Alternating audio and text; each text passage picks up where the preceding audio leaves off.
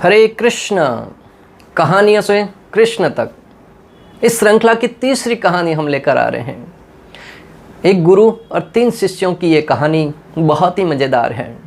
एक बार 3 शिष्य या 3 मित्र मिलकर अपने गुरु के पास जाकर कहते हैं, गुरुदेव कुछ उपदेश दीजिए, हमारे लिए क्या आदेश है। तब गुरुदेव कहते हैं कि जगत में परोपकार किया करो। जैसे भूखे को भोजन खिलाना है, प्यासे को पानी पिलाना है, किसी ज़रूरतमंद को जो वस्तु आवश्यक हो वो प्रदान करना है, किसी को रोड पार कराना है, ऐसे अनेक प्रकार के उपकार हैं, वो उपकार किया करो। इससे हमारा जीवन में पुण्य प्राप्त होते हैं और उस पुण्य की प्राप्ति से हम भक्ति मार्ग में आगे बढ़ सकते हैं। तीनों मित्रों ने गुरुदेव का आदेश पाकर निकल पड़े परोपकार करने के लिए। रास्ते में जाकर परोपकार करके शाम को पुनः जब आए, गुरुदेव से मिलने के लिए आए। गुरुदेव ने कहा, कोई परोपकार का कार्य किया? प्रथम शिष्य से पूछा कि आपने क्या परोपकार का कार्य किया? प्रथम शिष्य कहते हैं, गुरुदेव आज हमने एक वृद्ध महिला को रोड पार करवाया।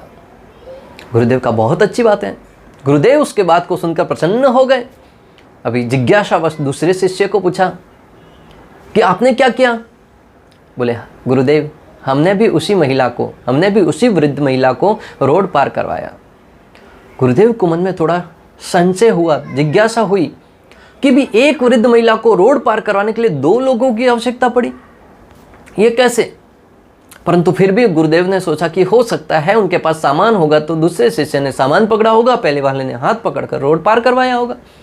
अब भी आश्चर्य की हद तो तब हो गई जब तीसरे वाले शिष्य से पूछा कि आपने क्या परोपकार किया। तब तीसरे शिष्य ने भी यही कहा कि गुरुदेव हमने भी उसी वृद्ध महिला को रोड पार करवाया।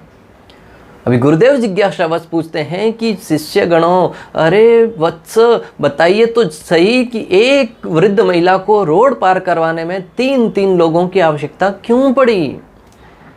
तभी शिष्य गण बताते हैं कि गुरुदेव एक ने उस वृद्ध महिला के हाथ पकड़े, दूसरे ने पांव पकड़े और तीसरे ने उनको और सपोर्ट दिया रोड पार करवाने में। गुरुदेव ने पूछा कि हाथ पांव ऐसा पकड़कर उस वृद्ध महिला को रोड पार करवाने की क्या जरूरत थी? शिष्य कहते, गुरुदेव इतना ही नहीं, जब हम उसको रोड पार करवा रहे थे तो वृद्ध महिला गालियां देती रही, हमको चिल्लाती रही कि मुझे रोड पार नहीं करना है, फिर भी हम हैं कि हमने उनको रोड पार करवाया। गुरुदेव कहते हैं कि जब वो करना ही नहीं चाहती थी तो तुमने जबरदस्ती रोड पार क्यों करवाया? तब शिष्य कहते हैं कि परंतु गुरुदेव हमको तो परोपकार करना था ना, और आपने ही तो कहा है कि परोपकार करने में गालियां पड़े या कोई भी व्यक्ति ताने मारे उसको सुन लेना चाहिए, उसको सहन कर लेना चाहिए। तो आपके ये विचार, आपका ये ज्ञान, आपके ये वक्तव्य हमारे कानों में गूंज रहे थे। जब वृद्ध महिला गाली दे रही थी हम उसको चुपचाप सहन करते हुए उसको जबरदस्ती रोड पार करवाकर हमने परोपकार किया। भक्तों, इस जगत में क्या हम भी तो ऐसा परोपकार नहीं कर रहे हैं जिसकी समाज में आवश्यकता नहीं है? आज की राजनीति के क्षेत्र में हो या जहां कहीं भी देख रहे हैं, लोग मात्र दिखावे के लिए या अनैतिक तरीके से बिना आवश्यकता के परोपकार के नाम पर अनेक प्रकार के गलत कार्य कर रहे हैं।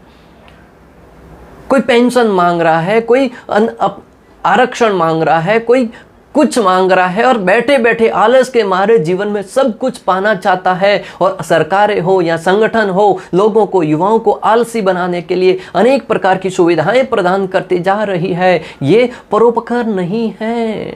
अगर परोपकार करना चाहते हैं तो किसी को सक्षम बनाइए कि वो जीवन की आजीविका खुद कमाकर जी सके। पहले जानिए कि क्या उसको उस की जरूरत है कि नहीं।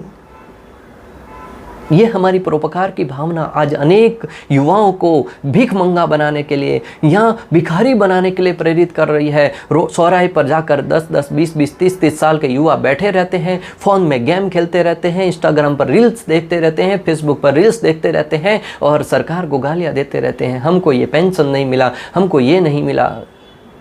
भक्तों, हमारा समाज कौन सी दिशा में जा रहा है? अगर हमने इसकी बागडोर हमारे हाथों में नहीं ली, अपने जीवन का जिम्मा हमने नहीं थामा, निश्चित रूप से आने वाली पीढ़ियां हमको कोसने के सिवाय कुछ नहीं बचेगा उनके पीछे साथ। अतः आप सबसे निवेदन है कि अपने जीवन में परिश्रम कीजिए, परिश्रम से प्राप्त करने के पीछे मादा रखिए। बैठे बैठे आलस्य की भांति जो प्राप्त होता है वह तो भीख मांगने के समान है। हाँ, जिसको ज़रूरत है पेंशन की उनको दिया जाए, जिनको ज़रूरत है उनको देना निश्चित रूप से महानता है, परंतु मात्र कुछ स्वार्थ के लिए या हमारे स्वार्थ की पूर्ति के लिए किसी भी व्यक्ति विशेष को किसी ऐसे कार्य में लगाना जिससे समाज का अहित होता हो, जिससे उस व्यक्ति का जीवन बर्बाद होता हो, निश्चित रूप से बहुत बड़ा घृणा का विषय है, बहुत बड़े चिंतन का विषय है। अतः हमने विचार करना चाहिए कि हम करें तो करें क्या। श्रीमद् भगवद गीता इसके संदर्भ में हमारा बहुत सुंदर मार्गदर्शन कर सकती है। आप सबसे करबद्ध निवेदन है कि जीवन जीने की कला सीखना है तो श्रीमद् भगवद गीता में भगवान श्री कृष्ण ने जो सिद्धांत सिखाए हैं उनको जीवन में उतारने का प्रयास करें और अपने जीवन को धन्य बनाएं। हरे कृष्ण।